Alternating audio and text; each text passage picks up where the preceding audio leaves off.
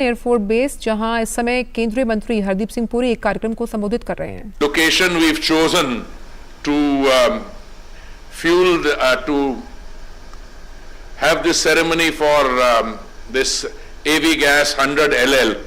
I don't know how many of you know what LL stands for. I'm not meaning the people in uniform, but those who are not in uniform. So I checked, it means long life.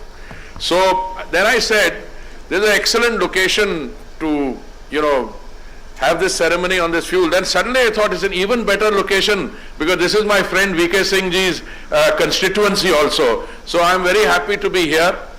But I mean every word of what I say. But we are undergoing a remarkable transformation which is almost revolutionary. Today, on the front of fuel, we are doing things which maybe some of you are not familiar with, but I don't want to take too much time.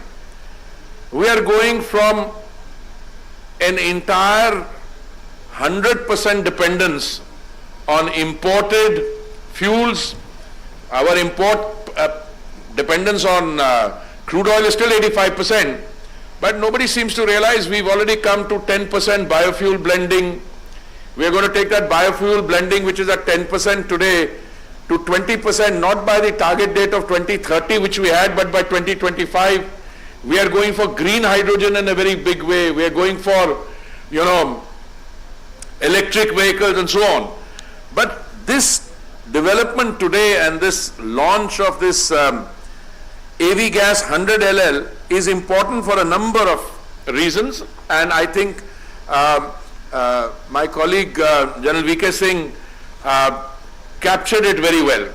The first and foremost is that aviation in the country has now, I think, put behind it the pre-COVID, the COVID phase, and we are back to the pre-COVID buoyancy and growth. I have personally witnessed it. I have been traveling relentlessly in the country during the last few weeks, and I find aircraft, civilian aircraft, I travel mostly by what Rajiv and I used to call, what do we call them? Low-cost carriers. We shouldn't call them anything else. They're highly successful, but many of them. But chock-a-block full. Airports are completely full. I mean, if you look at Delhi airport, about which I know something from my civil aviation days, it's not that we can't take more flights. We could, but there's no parking space.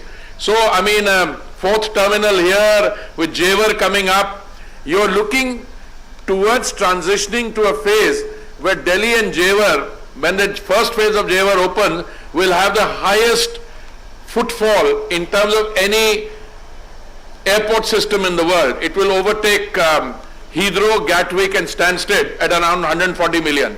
I don't know how much are we in Delhi already without the fourth, 80? You're expanding to 100 million just in Delhi itself, and with Jewar coming up, it will be even more. Now, one of the things we used to talk about is that how many aircraft do you really need in the country? And before Rajiv, we poached him from First Petroleum Ministry, we took him to Civil Aviation to head Air India, then logically he became Civil Aviation Secretary. But the person who was there in between, Pradeep and I used to have an argument on an ongoing basis. Here we take great delight in saying that a number of aircraft which is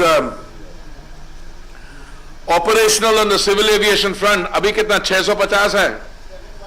713.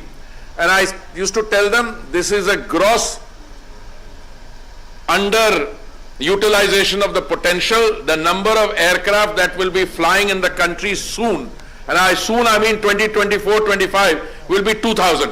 And they used to say, they normally think as a minister I'm a little, I tend to be a little more courageous with my prediction, but by the time, Mr. Vaidya has proof, most of the time I'm proved right, because you have to see the way the world is going.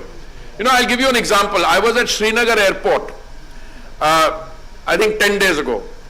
The maximum footfall at Srinagar airport pre-COVID was between 32,000 and 40,000 passengers in a day. And I love to repeat this story. After this worst of the COVID was over, in May this year, Srinagar airport had a footfall of 120,000 passengers a day. Now, if this is one airport, I was talking. तो petroleum और प्राकृतिक